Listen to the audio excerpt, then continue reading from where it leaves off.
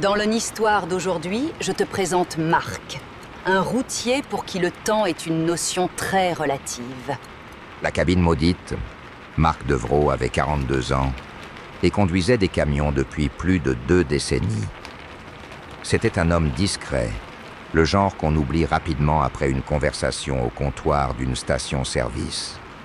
Cheveux gris prématurément, regard fatigué, il portait toujours la même veste en Denis Musée et une casquette avec le logo d'une marque de carburant disparue depuis longtemps. Ses collègues du dépôt de Lyon le connaissaient à peine, même après 15 ans de trajets réguliers. Marc était de ceux qui ne parlent que pour l'essentiel, qui mangent seuls dans leur cabine et qui préfèrent écouter les informations routières plutôt que la musique. Ce soir-là, en novembre, il transportait du matériel électronique vers Marseille. Un trajet qu'il avait fait des centaines de fois, toujours la même route, les mêmes arrêts, les mêmes gestes automatiques. Son camion, un Volvo FH16 blanc, avec des bandes bleues sur les flancs, était son véritable foyer, plus que l'appartement vide qu'il louait à Villeurbanne, plus que la vie qu'il avait abandonnée progressivement au fil des années. La route était devenue sa seule compagne, avec ses bruits familiers, ses vibrations rassurantes et cette sensation d'être toujours en mouvement, jamais vraiment quelque part. Vers 23 heures, alors qu'il roulait sur l'autoroute A7, Marc sentit la fatigue le gagner. Ce n'était pas une fatigue ordinaire, celle qu'on repousse en baissant les vitres ou en augmentant le volume de la radio. C'était une fatigue profonde, presque physique, qui pesait sur ses paupières comme du plomb. Il avait déjà roulé 12 heures ce jour-là, et la loi l'obligeait à prendre du repos. Il quitta l'autoroute à la sortie suivante et trouva une petite aire de stationnement déserte, loin des zones touristiques et des restaurants routiers. C'était exactement le genre d'endroit qu'il aimait, isolé, tranquille, sans témoin. Il gara son camion entre 2 poids lourds abandonnés, moteur coupé.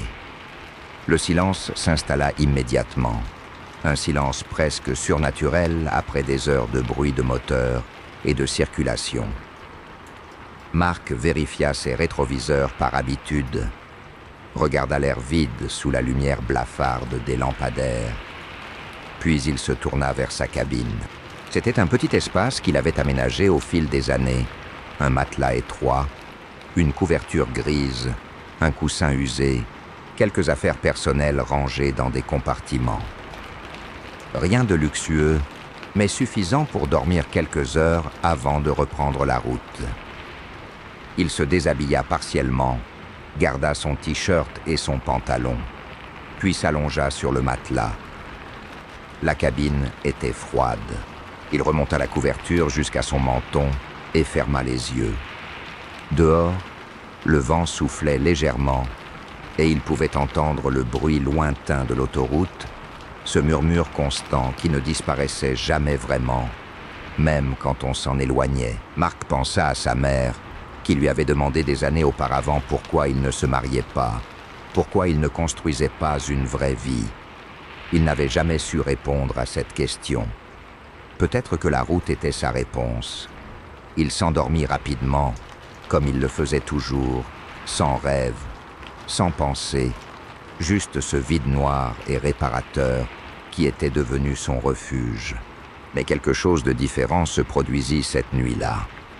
Marc ne le sut pas immédiatement. Il dormait profondément quand cela commença, et son cerveau endormi mit du temps à traiter ce qui se passait. C'est un changement de lumière qui le réveilla d'abord. Une lumière grise et diffuse qui filtrait par le petit hublot de la cabine. Il ouvrit les yeux lentement, confus, essayant de comprendre où il était. Le hublot était couvert de buée, ce qui était normal après une nuit de sommeil. Il regarda sa montre. 3 heures du matin. Il avait dormi environ 4 heures, ce qui était suffisant. Il se tourna sur le côté, prêt à se rendormir, quand il remarqua quelque chose d'étrange. La lumière dehors était trop claire pour 3 heures du matin. Même en pleine lune, l'aire de stationnement n'était jamais aussi lumineuse. Marc se redressa sur ses coudes et essuya le hublot avec le revers de sa main. Ce qu'il vit le figea complètement. C'était l'aube, un vrai lever de soleil, avec des teintes roses et oranges qui coloraient l'horizon. Le ciel s'éclaircissait progressivement et la lumière du jour commençait à inonder l'aire de stationnement. Marc regarda sa montre à nouveau. 3h17. Seulement 17 minutes s'étaient écoulées. Il se frotta les yeux, pensant qu'il devait mal lire l'heure. Mais non, c'était bien ça. 17 minutes, et pourtant le soleil se levait. Il se demanda s'il rêvait encore, si ce n'était pas une de ces fausses réveils dont on parle parfois, où on croit se réveiller, mais on est encore en train de dormir. Il pinça sa jambe, assez fort pour sentir la douleur. Non, il était bien réveillé. Il se leva et se pencha vers le hublot pour mieux voir. L'air était toujours aussi vide. Les 2 camions à côté du sien étaient toujours là. Mais maintenant, ils étaient illuminés par la lumière du jour naissant. Et le ciel continuait à s'éclaircir de plus en plus vite, comme si quelqu'un accélérait le passage du temps. Marc ouvrit la porte de la cabine et sortit dehors. L'air était frais, presque glacial, mais pas mouillé. Le sol était sec. Il regarda autour de lui, cherchant une explication rationnelle. Peut-être qu'il s'était trompé sur l'heure en se couchant. Peut-être que sa montre était cassée. Mais non, il l'avait vérifiée avant de dormir, et elle était exacte. Il regarda sa montre à nouveau, 3h22. Seulement 5 minutes de plus. Et pourtant, le soleil était maintenant bien au-dessus de l'horizon, et la lumière du jour était complète. Marc remonta dans la cabine, complètement désorienté. Il alluma la radio pour écouter les informations et vérifier l'heure. La radio annonça qu'il était 6h30 du matin et que le soleil s'était levé à 6h15. Marc regarda sa montre. 3h25. 10 minutes s'étaient écoulées depuis qu'il s'était réveillé, selon sa montre. Mais la radio disait qu'il était 6h30. Cela voulait dire que 3h05 s'étaient écoulées en 10 minutes de temps réel. Non, ce n'était pas possible. C'était l'inverse. 3h05 s'étaient écoulées dehors, pendant que seulement 10 minutes s'écoulaient dans la cabine. Marc sentit une vague de panique monter en lui. Il respira profondément, essayant de rester calme. Il y avait une explication logique. Sa montre était cassée, ou la radio se trompait, ou il était en train de devenir fou. Il regarda par le hublot. Dehors, c'était maintenant le plein jour, un beau matin clair et ensoleillé. L'aire de stationnement était toujours vide, mais la lumière était celle d'une matinée normale. Il décida de se rendormir. Peut-être que tout cela était un rêve, et qu'il se réveillerait dans quelques heures et découvrirait que tout était normal. Il s'allongea à nouveau sur le matelas, mais le sommeil ne venait pas. Son esprit tournait en rond, essayant de trouver une explication à ce qui venait de se passer. Il finit par fermer les yeux et essaya de se détendre. Il devait avoir dormi, car il fut à nouveau réveillé par un changement de lumière. Cette fois, c'était l'obscurité qui envahissait la cabine.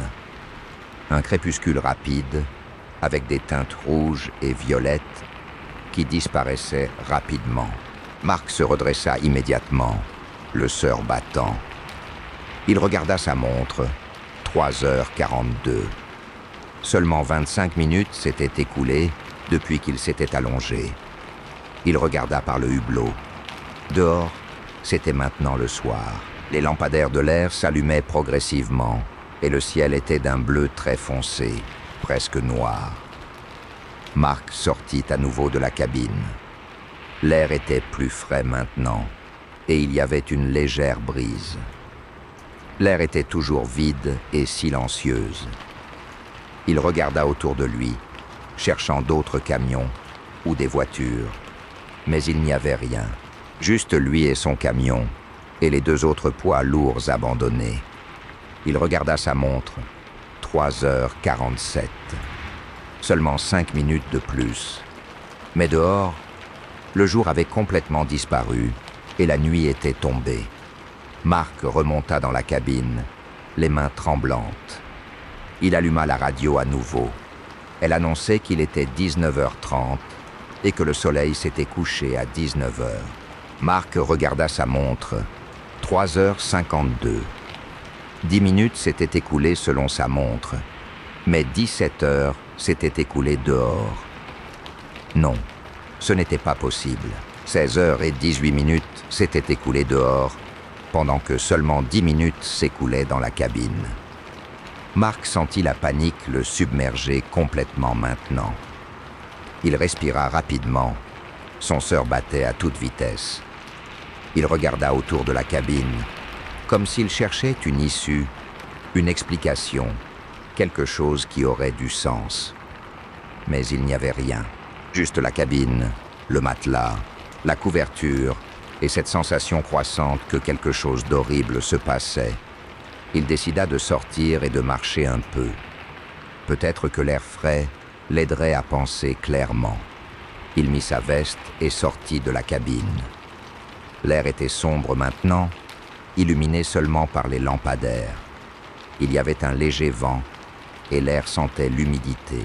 Mark marcha vers le bord de l'air, vers la barrière qui séparait le parking de la route. Il regarda l'autoroute. Il y avait très peu de circulation. Quelques voitures passaient de temps en temps, mais c'était tout. Il regarda sa montre, 3h57. Il entendit un bruit étrange alors qu'il était debout là. Un bruit de pluie. Il leva les yeux vers le ciel. Effectivement, il commençait à pleuvoir. Des gouttes froides tombaient sur son visage. Mark regarda sa montre. 3h59. Seulement 2 minutes de plus. Mais la pluie tombait maintenant régulièrement et le vent s'était levé. Il remonta dans la cabine rapidement, mouillé et tremblant. Il s'assit sur le matelas et regarda par le hublot. Dehors, c'est une vraie tempête maintenant.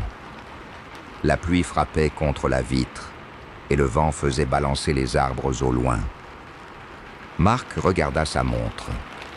4h03. Seulement 6 minutes. Mais dehors, il faisait complètement nuit et il pleuvait à verse. Il alluma la radio. Elle annonçait qu'il était 22h45 et qu'un système dépressionnaire apportait de la pluie et du vent sur la région. Mark sentit son esprit commencer à se fragmenter. Il y avait 2 réalités maintenant. Une à l'intérieur de la cabine, où le temps s'écoulait normalement, où sa montre avançait à la vitesse habituelle. Et une à l'extérieur, où le temps s'écoulait à une vitesse incroyable, où les heures passaient en minutes. Il était piégé dans la cabine, observant le monde extérieur accélérer autour de lui. Il essaya de se raisonner. Il y avait une explication. Il y en avait toujours une. Peut-être qu'il y avait un problème avec sa montre. Peut-être que la radio se trompait. Peut-être qu'il était en train de devenir fou et que tout cela était une hallucination. Il regarda sa montre à nouveau. 4h07. Seulement 10 minutes depuis qu'il s'était assis. Mais dehors, la tempête faisait rage et la pluie tombait si fort qu'on ne voyait presque rien par le hublot. Mark se demanda combien de temps cela durerait. Combien de temps avant que quelque chose change, avant que quelque chose se casse, avant que cette horrible accélération du temps extérieur s'arrête. Il regarda sa montre. 4h12. 15 minutes depuis qu'il s'était réveillé la première fois. Dehors, selon la radio, il était presque minuit. 10h48 s'étaient écoulées en 15 minutes de temps réel. Il se demanda s'il devrait sortir de la cabine et essayer de conduire. Peut-être que si le camion était en mouvement, le temps redeviendrait normal. Mais il avait peur. Il avait peur de ce qui se passerait s'il sortait de la cabine pendant que le temps s'écoulait aussi vite dehors. Il avait peur de vieillir instantanément, de se désintégrer, de disparaître simplement. Alors il resta assis sur le matelas, regardant par le hublot, observant le monde extérieur qui s'accélérait autour de lui. La pluie s'arrêta soudainement. Marc vit le ciel s'éclaircir rapidement. Les nuages se dispersaient et les étoiles apparaissaient. Puis, aussi rapidement qu'elle était venue, la nuit disparut et l'aube revint. Marc regarda sa montre. 4h23. Seulement 26 minutes depuis qu'il s'était réveillé la première fois. Mais dehors, c'était à nouveau le matin, un nouveau jour qui commençait. Le soleil se leva rapidement, illuminant l'aire de stationnement. Marc vit que le sol était mouillé, preuve que la pluie avait réellement eu lieu. Mais comment était-ce possible? Comment pouvait-il faire jour à nouveau, alors qu'il n'y avait que quelques minutes que la nuit était tombée? Il regarda sa montre, 4h27, seulement 4 minutes de plus. Mais dehors, le soleil était maintenant bien au-dessus de l'horizon, et c'était le plein jour. Marc se sentait étrange maintenant. Pas seulement confus ou effrayé, mais étrange physiquement. Comme si quelque chose en lui était en train de changer. Il regarda ses mains. Elles avaient l'air normales. Il se toucha le visage. Sa peau était la même. Mais il sentait quelque chose, une sensation subtile, comme si son corps était en train de se désynchroniser avec lui-même. Il se demanda combien de temps cela allait continuer. Combien de jours passeraient dehors avant que quelque chose change? Combien de fois le soleil se lèverait et se coucherait avant qu'il puisse sortir de cette cabine? Il regarda sa montre, 4h32. Seulement 35 minutes depuis qu'il s'était réveillé la première fois. Dehors, selon la position du soleil, c'était maintenant le milieu de la matinée. Marc se demanda s'il devrait essayer de dormir à nouveau. Peut-être que quand il se réveillerait, tout serait revenu à la normale. Peut-être que ce n'était qu'un rêve, et qu'il se réveillerait dans son lit, à Villeurbanne, et découvrirait que tout cela n'avait jamais eu lieu. Mais il savait que ce n'était pas un rêve. Il savait que quelque chose de réel se passait, quelque chose qu'il ne comprenait pas et qu'il ne pouvait pas contrôler. Il s'allongea sur le matelas à nouveau, mais il ne ferma pas les yeux. Il regarda par le hublot, observant le ciel qui changeait de couleur, observant le soleil qui se déplaçait rapidement à travers le ciel. Il regarda sa montre, 4h37. 40 minutes depuis qu'il s'était réveillé la première fois. Dehors, le soleil était maintenant plus haut dans le ciel et la lumière était celle d'une fin de matinée. Marc sentit une sensation étrange envahir son corps. Une sensation de légèreté, comme s'il flottait. Mais il était toujours allongé sur le matelas et il ne flottait pas. C'était juste une sensation, une impression, comme si quelque chose en lui était en train de se détacher du reste. Il ferma les yeux et essaya de se concentrer sur sa respiration. Il respira lentement et profondément, essayant de rester calme, essayant de ne pas paniquer. Quand il ouvrit les yeux à nouveau, il vit que le ciel dehors avait changé. Le soleil était maintenant plus bas et la lumière était celle d'une fin d'après-midi. Marc regarda sa montre. 4h42. Seulement 45 minutes depuis qu'il s'était réveillé la première fois. Mais dehors, une journée entière semblait s'être écoulée. Le soleil était en train de se coucher et le ciel prenait des teintes rouges et oranges. Marc se demanda si c'était cela, la fin. Si c'était comme cela qu'il allait mourir. Piégé dans cette cabine, observant le monde s'accélérer autour de lui, regardant les jours passer en minutes, les semaines en heures, les années en jours. Combien de temps avant que son corps commence à vieillir aussi vite que le monde extérieur? Combien de temps avant qu'il se désintègre complètement? Il regarda sa montre une dernière fois. 4h47. 50 minutes depuis qu'il s'était réveillé la première fois. Il pensa à sa mère, qui lui avait demandé pourquoi il ne construisait pas une vraie vie. Peut-être qu'il avait eu raison d'éviter la vie. Peut-être que la route était vraiment son seul refuge. Mais maintenant, même la route l'avait abandonné. Maintenant, il n'y avait plus rien. Le soleil disparut complètement. La nuit tomba à nouveau, rapidement et complètement. Marc regarda par le hublot et vit les étoiles apparaître. Il regarda sa montre, 4h52. Seulement 55 minutes depuis qu'il s'était réveillé la première fois.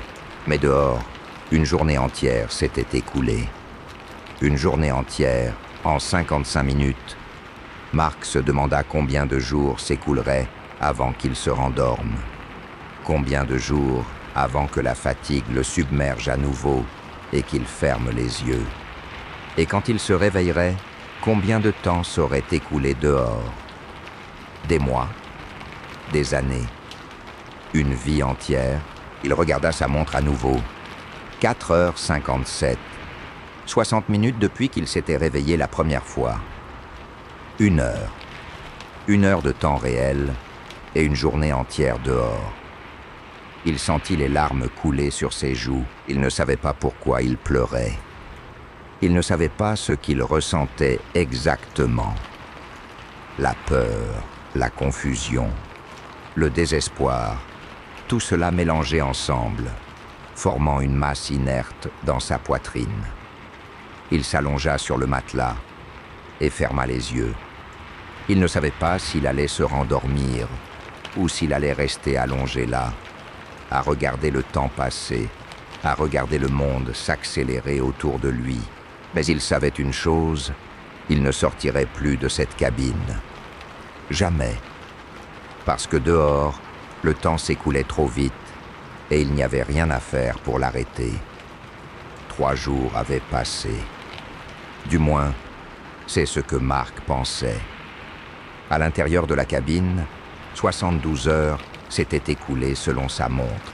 Dehors, selon les cycles jour-nuit qu'il observait par le hublot, plusieurs semaines semblaient s'être écoulées. Il avait arrêté de compter après le 10e cycle. Le nombre était devenu trop déprimant, trop réel. Marc avait cessé de dormir normalement. Il s'asseyait sur le matelas et fermait les yeux par intermittence, mais ce n'était pas du vrai sommeil. C'était plutôt une sorte de torpeur, un état entre la conscience et l'inconscience, où son esprit continuait à tourner en rond, obsédé par la situation dans laquelle il se trouvait. Il avait essayé de manger, mais la nourriture qu'il avait dans la cabine était limitée. Quelques barres énergétiques, une bouteille d'eau, du café instantané. Il avait rationné tout cela, sachant qu'il ne pouvait pas sortir pour en chercher d'autres. Dehors, le monde continuait son accélération folle. Marc observait les cycles jour-nuit qui se succédaient rapidement, les changements de météo qui se produisaient en quelques secondes de son temps. Il avait vu des orages, du soleil, de la neige, de la pluie. Tout cela en l'espace de quelques heures selon sa montre. C'était comme regarder un film en accélération rapide, sauf que c'était réel et qu'il était piégé à l'intérieur. Ce qui était étrange, c'est que l'aire de stationnement restait vide. Aucun autre camion n'arrivait, aucune voiture ne s'arrêtait. C'était comme si le monde extérieur était complètement vide, comme si Marc était le seul humain qui restait. Mais il pouvait voir des voitures passer sur l'autoroute, des voitures qui se déplaçaient à une vitesse normale, ce qui signifiait qu'elles aussi étaient affectées par cette accélération du temps. Tout le monde dehors vivait dans ce monde accéléré, sauf lui. Marc avait essayé plusieurs fois de sortir de la cabine. Chaque fois, il avait ouvert la porte, mis un pied dehors, et immédiatement il avait senti quelque chose de terrible. Une sensation de vieillissement instantané, comme si son corps était en train de se désintégrer. Il avait retiré son pied aussi vite qu'il pouvait, et la sensation avait disparu. Mais cela lui avait suffi pour comprendre qu'il ne pouvait pas sortir, pas sans risquer sa vie. Le 4e jour, quelque chose de nouveau se produisit. Mark était assis sur le matelas, regardant par le hublot, quand il remarqua quelque chose d'étrange dans le ciel. Une sorte de distorsion, comme si l'air lui-même était en train de se déchirer. Il se leva immédiatement et se pencha vers le hublot pour mieux voir. La distorsion s'agrandissait, devenant de plus en plus visible. C'était comme une fissure dans la réalité, une déchirure dans le tissu du monde. Mark regarda sa montre. 10h32. Il avait perdu la notion du jour exact, mais il savait que cela faisait 4 jours qu'il était dans la cabine. Dehors, selon les cycles jour-nuit, cela faisait plusieurs semaines. Peut-être un mois, peut-être plus. La distorsion dans le ciel s'agrandissait toujours. Mark pouvait voir à travers elle maintenant, voir quelque chose de l'autre côté. C'était difficile à décrire. Ce n'était pas une autre réalité, pas exactement. C'était plutôt comme regarder à travers un verre déformé, voir quelque chose qui était presque le même que le monde extérieur, mais légèrement différent, légèrement décalé. Puis, aussi soudainement qu'elle était apparue, la distorsion disparut, le ciel redevint normal. Mark se demanda s'il avait vraiment vu quelque chose ou s'il commençait à halluciner. Son esprit était fatigué, affamé, déshydraté. Il était possible qu'il commence à voir des choses qui n'existaient pas. Il retourna s'asseoir sur le matelas et essaya de se calmer. Il respira lentement et profondément, essayant de se concentrer sur quelque chose de réel, quelque chose de tangible. Il regarda ses mains. Elles avaient l'air normales. Pas de signe de vieillissement accéléré. Pas de changement visible. Mais il sentait quelque chose en lui, quelque chose qui changeait lentement. C'était subtil, mais c'était là. Comme si son corps s'adaptait progressivement à cette situation impossible. Mark se demanda s'il était en train de mourir. C'était une pensée qu'il avait visitée plusieurs fois au cours des derniers jours. Peut-être qu'il était mort quand il s'était endormi. Peut-être que tout cela était l'au-delà, une sorte de purgatoire personnel où il était condamné à rester piégé dans cette cabine pour l'éternité. Cela aurait du sens, d'une certaine manière. Cela expliquerait pourquoi rien de ce qui se passait n'avait de sens logique. Mais non, il ne pouvait pas être mort. Il pouvait sentir son cœur battre. Il pouvait sentir le froid de la cabine. Il pouvait sentir la faim qui le rongeait. Il était vivant, mais il était aussi piégé, et il n'y avait aucun moyen de s'échapper. Le 5e jour, Mark entendit un bruit qu'il n'avait pas entendu depuis qu'il était dans la cabine. Un bruit de voix humaine. Il se leva immédiatement, alarmé. Il regarda par le hublot et vit quelque chose qui le glaça d'effroi. Un homme était debout à côté de l'un des camions abandonnés, à quelques mètres de la cabine de Mark. L'homme semblait normal, vêtu d'une veste de travail et d'un pantalon. Il regarda autour de lui, comme s'il cherchait quelque chose. Mark regarda sa montre, 14h43. Il n'avait vu personne d'autre depuis qu'il était dans la cabine. Il ouvrit la porte et cria « Hey !» L'homme se tourna immédiatement vers lui, surpris. Il avait un visage rond, des cheveux bruns, et il paraissait avoir environ 50 ans. « Vous êtes bloqué aussi ?» cria l'homme en retour. Sa voix était rauque, comme s'il n'avait pas parlé depuis longtemps. Mark descendit de la cabine, mais il s'arrêta à la porte. Il n'osait pas aller plus loin. « Bloqué ?» demanda-t-il. « Le temps, dit l'homme. Il s'accélère dehors, non? Marc sentit un soulagement immense le submerger. Il n'était pas seul. Il n'était pas fou. Quelqu'un d'autre avait vécu la même chose. Oui, dit-il. Depuis 4 jours. 4 jours. L'homme secoua la tête. Moi, cela fait 2 semaines. 2 semaines que je suis piégé dans ce camion. Marc regarda l'homme plus attentivement. Il avait l'air usé, fatigué, comme s'il n'avait pas dormi depuis longtemps. Mais il était vivant. Il était dehors et il était vivant. « Comment avez-vous fait pour sortir ?» demanda Marc. « Quand j'essaie de sortir, je sens quelque chose de terrible. »« Je sais, » dit l'homme. « J'ai ressenti la même chose au début. Mais après quelques jours, cela s'est arrêté. Maintenant, je peux sortir sans problème. » Marc sentit un mélange d'espoir et de doute. Si cet homme pouvait sortir, cela signifiait qu'il y avait peut-être un moyen de s'échapper. Mais cela signifiait aussi que le temps s'écoulait différemment pour lui que pour Marc. « Combien de temps avez-vous passé dehors ?» demanda Marc. « Quelques heures, » dit l'homme. « Peut-être plus. Je ne sais pas. Le temps est confus ici. Quelques heures dehors. Cela fait combien de temps dans la cabine ?» demanda Marc. L'homme réfléchit un moment. « Je ne sais pas exactement, mais j'ai remarqué que plus je passe de temps dehors, plus vite le temps s'écoule à l'intérieur. C'est comme si les deux réalités étaient en train de se synchroniser. » Marc sentit son cœur s'accélérer. « Cela veut dire que si je reste dehors assez longtemps, le temps redeviendra normal. Je ne sais pas, » dit l'homme. « Je n'ai pas osé rester dehors assez longtemps pour le découvrir. J'ai peur de ce qui se passera si je reste trop longtemps. » Marc regarda l'homme pendant un long moment.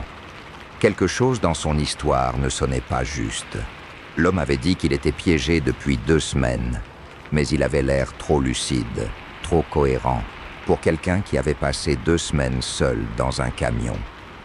Et comment avait-il pu sortir et marcher autour de l'air sans que Marc le voie? Marc regardait par le hublot presque constamment. « Vous êtes vraiment dehors ?» demanda Marc. « Ou vous êtes dans votre cabine, comme moi ?» L'homme sourit. C'était un sourire étrange, pas tout à fait naturel. « Je suis dehors, » dit-il. « Regardez. » Il leva sa main et la montra à Marc. C'était une main normale, avec des doigts, des ongles, une peau. Mais quelque chose n'allait pas. La main semblait légèrement translucide, comme si on pouvait presque voir à travers elle. Marc sentit la panique le submerger. « Qu'est-ce que c'est ?»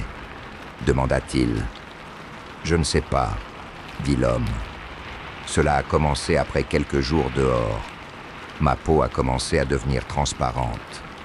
Maintenant, je peux à peine voir mon propre corps. » Marc regarda l'homme plus attentivement. Effectivement, son corps semblait légèrement transparent.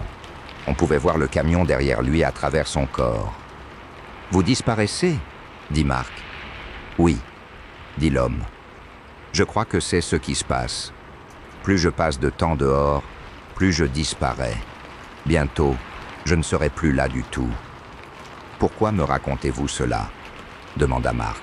« Parce que vous devez savoir ce qui vous attend, » dit l'homme. « Vous allez rester dans cette cabine pendant un certain temps. Et puis un jour, vous allez vous sentir assez fort pour sortir. Et vous allez sortir. Et vous allez commencer à disparaître. Et vous allez continuer à disparaître jusqu'à ce que vous ne soyez plus là. »« Non, » dit Marc. « Il doit y avoir un moyen de s'échapper. »« Il n'y a pas de moyen, » dit l'homme. « Je l'ai cherché pendant 2 semaines. Il n'y a rien que tu puisses faire. Tu es piégé. Nous sommes tous piégés. » Marc regarda l'homme disparaître progressivement. Son corps devenait de plus en plus transparent, jusqu'à ce qu'il soit presque invisible. Puis, il disparut complètement. Il n'y avait plus rien. juste l'air vide et silencieuse. Mark remonta dans la cabine en courant et ferma la porte derrière lui. Son cœur battait à toute vitesse. Il regarda par le hublot. L'air était vide. L'homme avait disparu. Mark regarda sa montre. 14h54. Seulement 11 minutes s'étaient écoulées. Mais il avait eu une conversation complète avec un homme qui avait disparu. Mark se demanda si l'homme était réel. Peut-être que c'était une hallucination, une création de son esprit fatigué et affamé. Peut-être que son cerveau lui jouait des tours. Mais non, il avait vu l'homme clairement. Il avait entendu sa voix. C'était réel. Mark s'assit sur le matelas et essaya de penser clairement. L'homme avait dit qu'il disparaissait progressivement. Cela signifiait que si Mark sortait de la cabine, il commencerait à disparaître aussi. Cela signifiait que la seule façon de rester vivant était de rester dans la cabine. Mais combien de temps pouvait-il rester dans la cabine? Combien de temps avant que la faim ou la soif le tue? Combien de temps avant que son esprit se casse complètement? Mark regarda sa montre. 14h59. 16 minutes depuis qu'il avait vu l'homme. Dehors, selon les cycles jour-nuit, plusieurs jours s'étaient écoulés. Mark vit que le soleil était en train de se coucher. Bientôt, ce serait la nuit. Et demain, ce serait un nouveau jour. Et le cycle recommencerait. Mark se demanda combien de jours il pouvait survivre dans la cabine. Il avait encore un peu d'eau et quelques barres énergétiques. Peut-être une semaine, s'il était prudent. Peut-être 2 semaines, mais après cela, il mourrait de faim et de soif. Et si le temps s'écoulait aussi vite dehors, 2 semaines dans la cabine signifierait plusieurs mois dehors. Peut-être une année, peut-être plus. Mark sentit une sensation étrange envahir son corps à nouveau. La même sensation qu'il avait ressentie plusieurs jours auparavant. La sensation de légèreté, comme s'il flottait. Mais cette fois, c'était plus fort, plus intense. Comme si quelque chose en lui était en train de se détacher, de se séparer du reste. Il regarda ses mains. Elles avaient l'air normales. Mais il sentait quelque chose qui changeait. Il regarda sa montre. 15h04. 21 minutes depuis qu'il avait vu l'homme. Dehors, la nuit était tombée complètement. Les lampadaires de l'air s'allumaient, illuminant l'espace vide. Mark se demanda si l'homme était vraiment parti, ou s'il était toujours là, invisible, observant Mark à travers la vitre de la cabine. Mark se demanda s'il y avait d'autres personnes piégées dans les autres camions. Des personnes qui vivaient la même horreur, observant le monde s'accélérer autour d'elles, attendant le moment où elles deviendraient assez désespérées pour sortir et commencer à disparaître. Mark se coucha sur le matelas et ferma les yeux. Il ne savait pas s'il allait se rendormir ou s'il allait rester allongé là, à écouter les bruits de la cabine, à sentir le temps passer. Mais il savait une chose, il ne sortirait pas de la cabine, pas tant qu'il aurait le choix. Parce que dehors, il n'y avait que la disparition, et il n'était pas prêt à disparaître, pas encore. Le 6e jour arriva. Mark avait perdu la notion du temps réel maintenant. Sa montre avançait, mais les chiffres n'avaient plus de sens. Dehors, des semaines s'étaient écoulées. Peut-être 1 mois. Peut-être plus. Mark avait arrêté de regarder par le hublot. Il ne pouvait plus supporter de voir le monde s'accélérer autour de lui. C'était trop déprimant, trop réel. À la place, il s'était allongé sur le matelas et avait fermé les yeux. Il ne dormait pas vraiment, mais il n'était pas vraiment éveillé non plus. C'était un état intermédiaire, une sorte de vide où il n'avait pas à penser, où il n'avait pas à affronter la réalité de sa situation. Puis, il entendit un bruit de moteur. Marc ouvrit les yeux immédiatement. Il regarda par le hublot. Un camion était en train d'arriver sur l'air. C'était un Scania blanc, avec des bandes rouges sur les flancs. Le camion s'arrêta à quelques mètres de celui de Marc. Le moteur s'éteignit. Pendant un moment, il n'y eut que le silence. Puis, la porte de la cabine du Scania s'ouvrit et un homme descendit. C'était un homme âgé, peut-être 70 ans, avec des cheveux blancs et une barbe. Il portait une veste en cuir marron et un pantalon gris. Il regarda autour de lui, comme s'il cherchait quelque chose. Puis il regarda vers la cabine de Marc. Marc se demanda s'il devait sortir et parler à cet homme. Mais il avait peur. Peur que ce soit un autre fantôme, un autre homme en train de disparaître. Peur que cet homme lui dise des choses qu'il ne voulait pas entendre. Mais l'homme âgé leva la main et fit signe à Marc. C'était un geste amical, non menaçant. Marc se demanda s'il devrait répondre. Il regarda sa montre. 16h32. Il avait perdu la notion du jour exact, mais il savait que cela faisait au moins 6 jours qu'il était dans la cabine. Marc ouvrit la porte et sortit. Cette fois, il ne sentit pas cette sensation de vieillissement instantané. C'était étrange. Peut-être que la sensation avait disparu. Peut-être que son corps s'était adapté à cette situation impossible. Ou peut-être que l'homme avait raison et qu'après quelques jours, on pouvait sortir sans problème. « Bonjour », dit l'homme âgé. Sa voix était calme et paisible. « Vous êtes bloqué aussi ?»« Oui », dit Marc. « Depuis 6 jours. »« 6 jours ?» L'homme âgé sourit. « C'est encore tôt. Moi, cela fait 3 mois. » Marc sentit son sœur s'arrêter. 3 mois? Comment était-ce possible? L'homme avait l'air normal, pas du tout comme quelqu'un qui avait passé 3 mois piégé dans un camion. « Comment avez-vous survécu ?» demanda Marc. « Survécu ?» L'homme âgé rit. « Je n'ai pas survécu, jeune homme. Je suis mort il y a longtemps. » Marc regarda l'homme plus attentivement. Effectivement, maintenant qu'il le regardait de près, il pouvait voir que quelque chose n'allait pas. L'homme était légèrement translucide, comme l'homme qu'il avait vu la veille. Où était-ce la veille? Marc ne savait plus. « Vous disparaissez ?» dit Marc. « Oui », dit l'homme âgé. « Mais pas complètement. Pas encore. Je suis toujours ici, d'une certaine manière. Juste, différent. » « Pourquoi êtes-vous revenu ?» demanda Marc.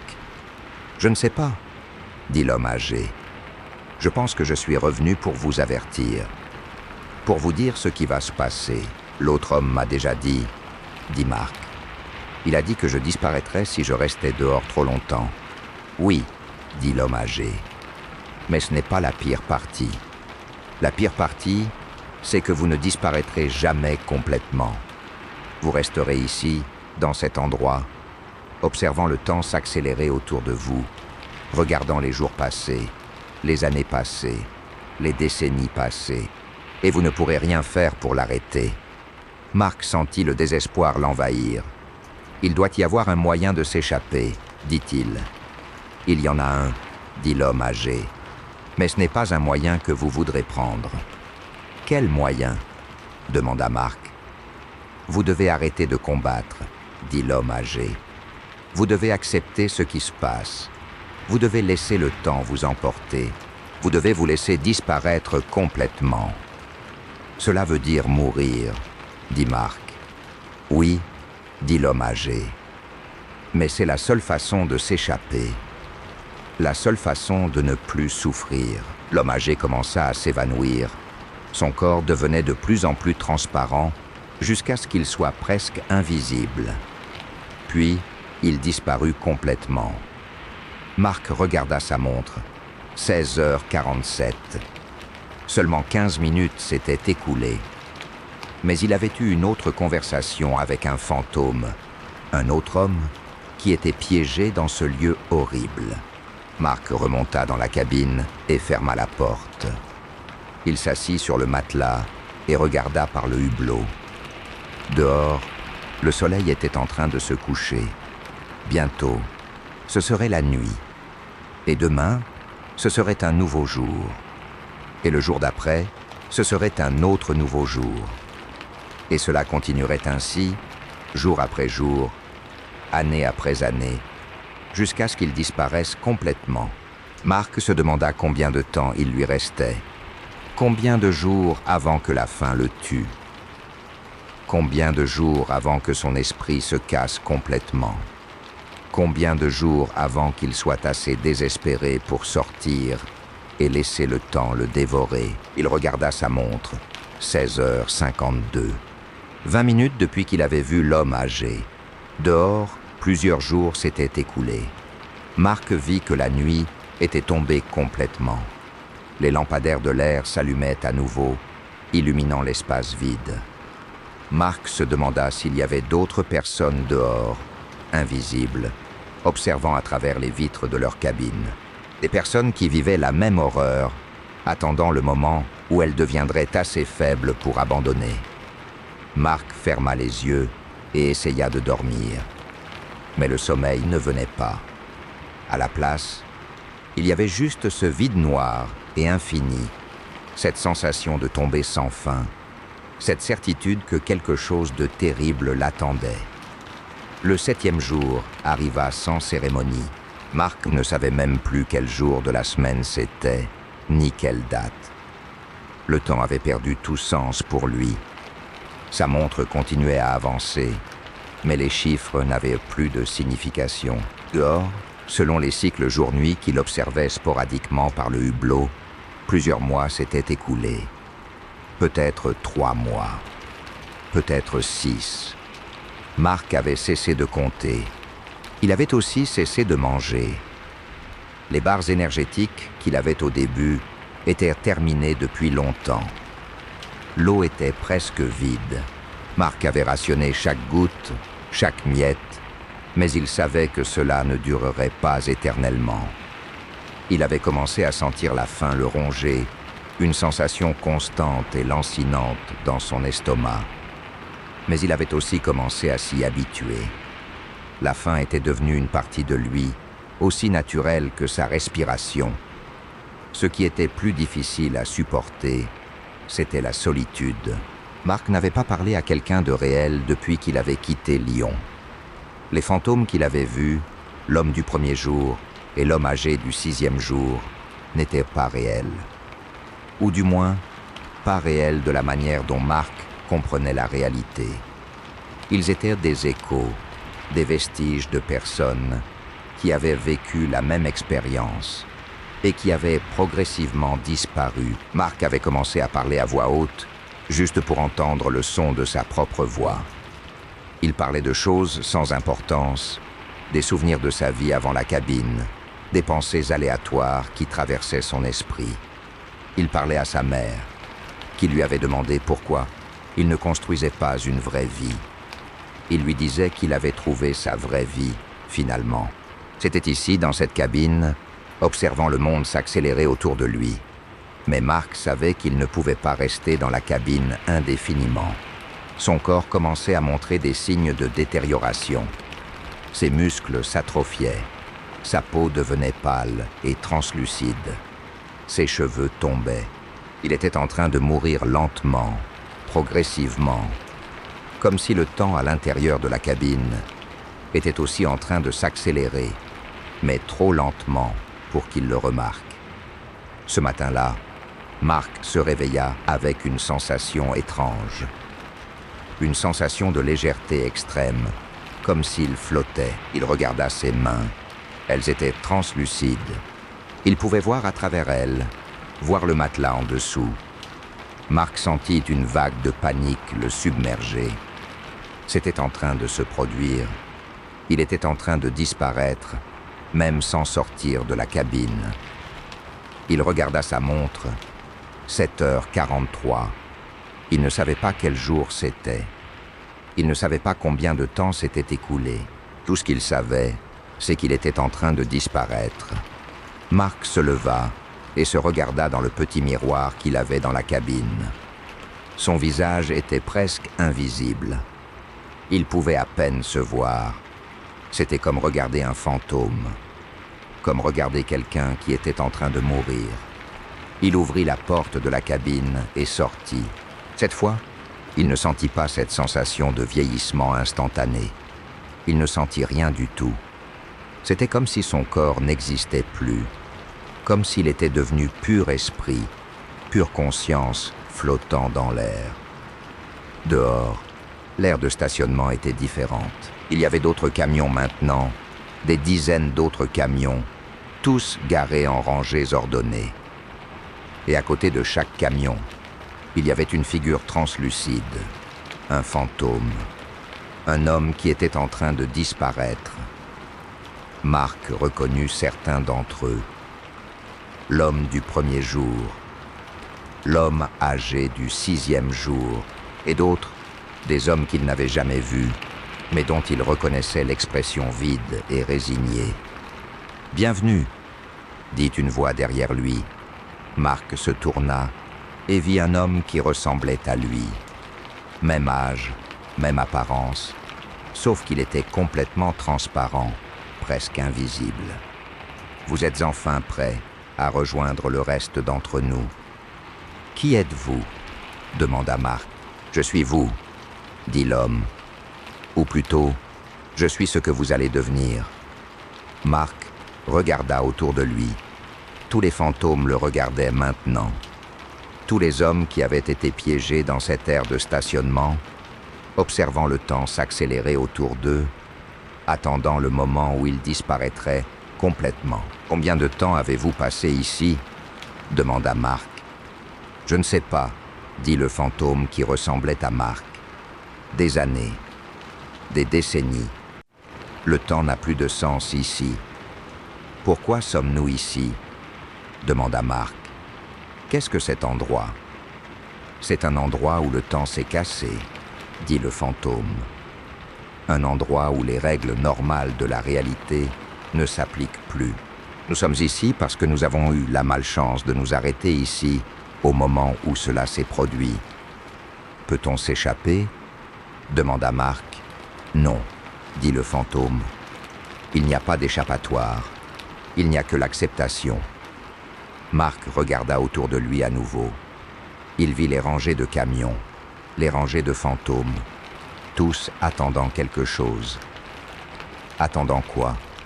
La fin ? La disparition complète ? Ou quelque chose d'autre ? Qu'est-ce qui se passe quand on disparaît complètement ? Demanda Marc. Je ne sais pas, dit le fantôme. Personne ne le sait. Personne n'a jamais complètement disparu. Marc regarda sa main. Elle était presque invisible maintenant. Il ne restait que la forme vague d'une main, comme un souvenir d'une main. Alors je vais disparaître bientôt, dit-il. Oui, dit le fantôme. Bientôt.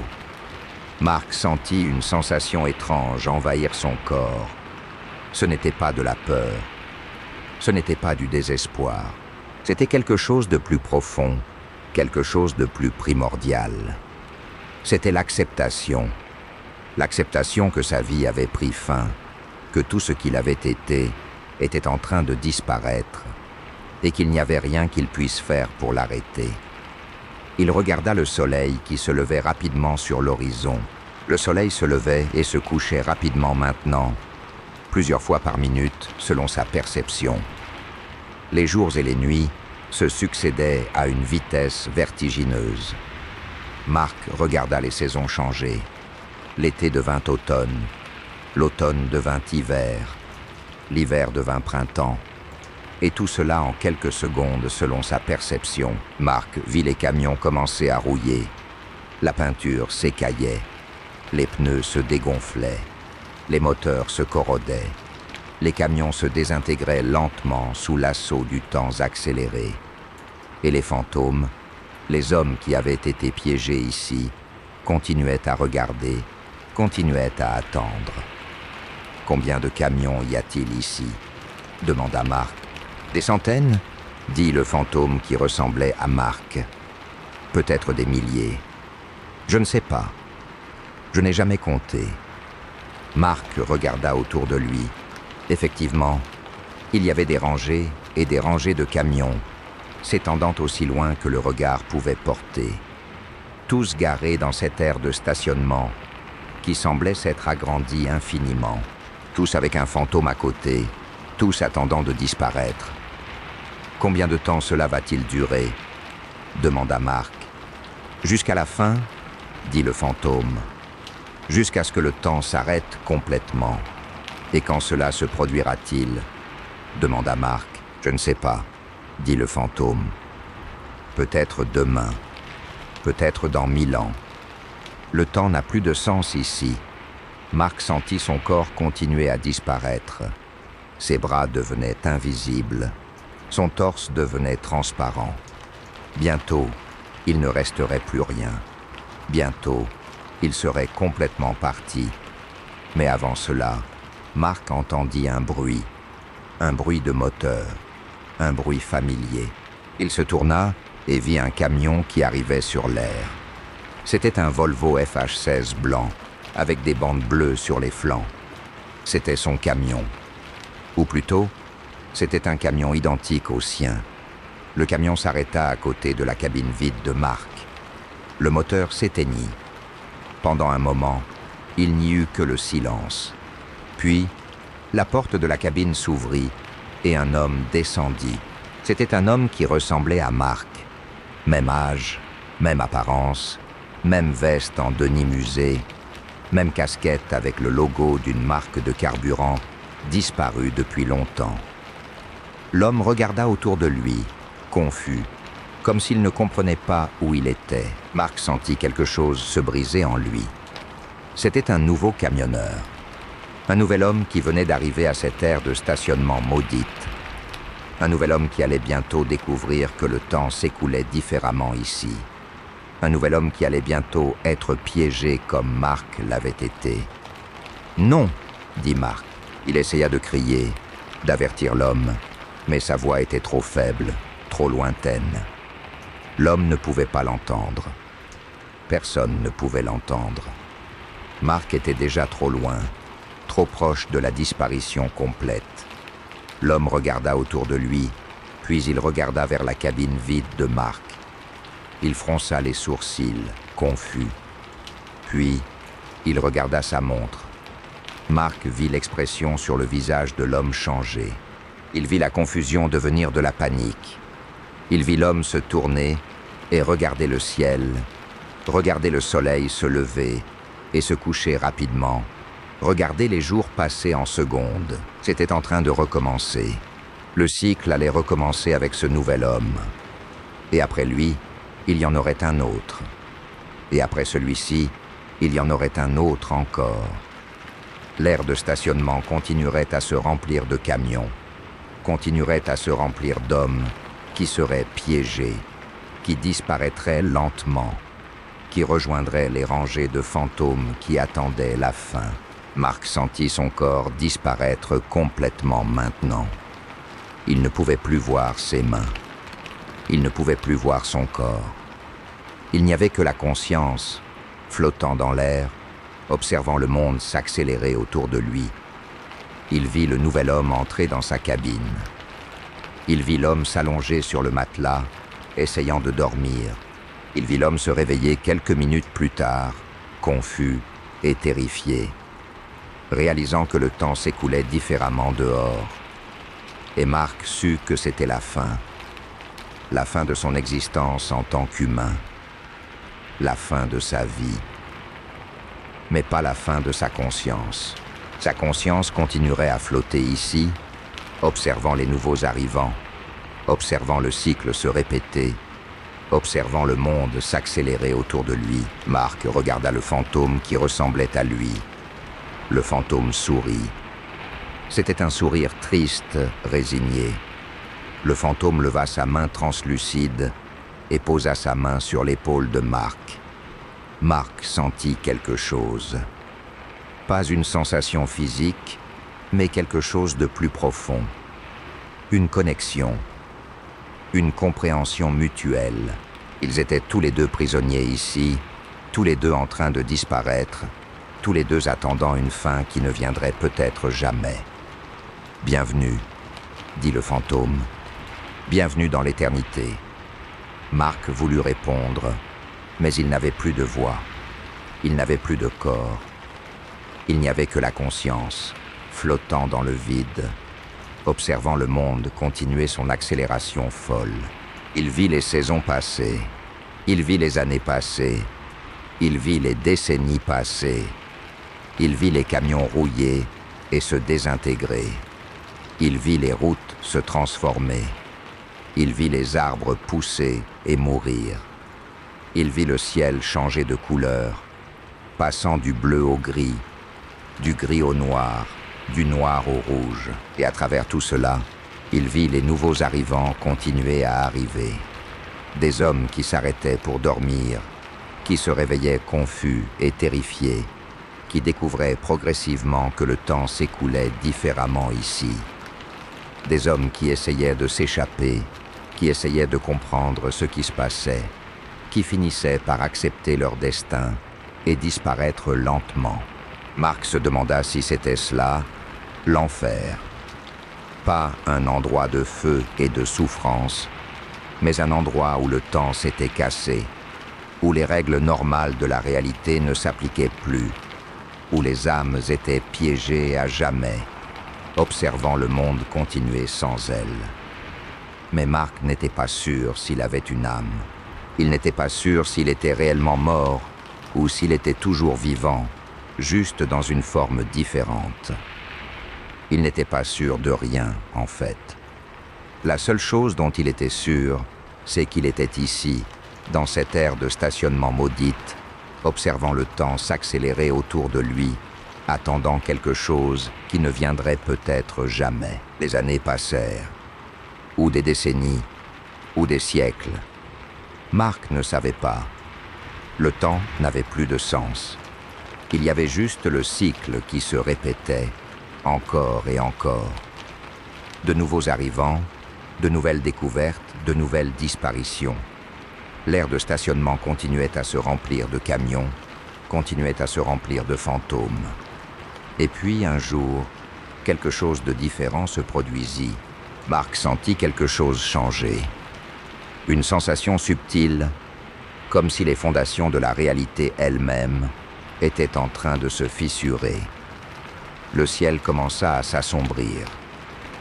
Pas progressivement, comme lors d'un coucher de soleil normal, mais rapidement, comme si quelqu'un était en train d'éteindre les lumières. Marc regarda autour de lui. Les autres fantômes avaient senti le changement aussi. Ils regardaient le ciel qui s'assombrissait, regardaient le monde qui devenait de plus en plus sombre. Et puis, le temps s'arrêta. C'était étrange. Marc avait observé le temps s'accélérer pendant si longtemps qu'il avait oublié ce que c'était que d'avoir le temps qui s'écoule normalement. Mais maintenant, le temps s'était arrêté complètement. Les camions étaient figés dans le temps. Les arbres étaient figés dans le temps. Tout était immobile, silencieux, figé. Et Marc sentit quelque chose se produire en lui. Il sentit son corps se reformer. Il sentit sa conscience se concentrer, se densifier, prendre une forme solide. Il regarda ses mains. Elles étaient visibles à nouveau. Elles étaient réelles à nouveau. Marc se leva et regarda autour de lui. L'aire de stationnement était figée dans le temps. Les camions étaient tous là, des centaines d'entre eux, peut-être des milliers. Et les fantômes, les hommes qui avaient été piégés ici, ils étaient tous figés aussi, immobiles, silencieux. Marc regarda sa montre. Elle était arrêtée. Elle indiquait 7h43. Le même moment où il avait découvert qu'il était en train de disparaître. Marc se demanda s'il était mort. Si c'était cela, la mort. Pas une fin, mais un arrêt. Un moment figé dans le temps, pour l'éternité. Il marcha vers sa cabine. Elle était toujours là, intacte, comme s'il venait de la quitter. Il monta à l'intérieur et s'assit sur le matelas. Il regarda par le hublot. L'aire de stationnement était silencieuse, figée, morte. Et Mark comprit enfin ce qui s'était passé. Il n'était pas piégé dans une aire de stationnement maudite. Il n'était pas en train de disparaître. Il était en train de mourir. Et cette aire de stationnement, ces camions, ces fantômes, c'était tout ce qui restait de lui. C'était sa mort, figée dans le temps, pour l'éternité. Mark ferma les yeux et attendit. Il attendit que quelque chose se produise. Il attendit que le temps recommence. Il attendit que la réalité se reformule. Mais rien ne se produisit. Il n'y avait que le silence et l'immobilité, et cette sensation de vide infini. Et dans ce vide, Mark entendit une voix. C'était sa propre voix, mais pas sa voix. C'était la voix de tous les hommes qui avaient été piégés ici, tous les camionneurs qui s'étaient arrêtés pour dormir et qui avaient découvert que le temps s'écoulait différemment. La voix dit « Bienvenue à la fin du temps. Bienvenue à l'éternité. » Et Mark comprit que c'était vrai. Il était à la fin du temps. Il était à l'éternité. Et il y resterait pour toujours, figé dans ce moment, observant le monde s'arrêter, attendant une fin qui ne viendrait jamais. Mais quelque part, très loin, dans un endroit que Mark ne pouvait pas voir, il y avait une nouvelle aire de stationnement. Et dans cette aire, il y avait un nouveau camion. Et dans ce camion, il y avait un nouvel homme qui s'endormait, sans savoir que le temps s'écoulait différemment ici, sans savoir qu'il était en train de se piéger lui-même pour l'éternité. Et le cycle continuerait, encore et encore, pour l'éternité, jusqu'à ce que le temps lui-même s'arrête complètement, jusqu'à ce que plus rien ne bouge, jusqu'à ce que l'univers entier soit figé dans le silence et l'immobilité. Mark ouvrit les yeux et regarda par le hublot une dernière fois. L'aire de stationnement était toujours figée, toujours silencieuse. Et Mark sut qu'il n'y avait plus rien à faire. Il n'y avait que l'attente. L'attente infinie pour l'éternité. Il s'allongea sur le matelas et ferma les yeux. Et dans ce moment figé, dans cette éternité immobile, Mark Devroe cessa d'exister. Ou plutôt, il continua à exister, mais d'une manière différente. Il continua à exister comme une conscience flottante, observant le monde qui ne bougeait plus, attendant une fin qui ne viendrait jamais. Et quelque part, très loin, un nouveau camionneur s'endormait dans une nouvelle aire de stationnement. Et le cycle recommençait. Si tu as aimé l'histoire d'aujourd'hui, dis-moi de où tu nous regardes et abonne-toi à la chaîne.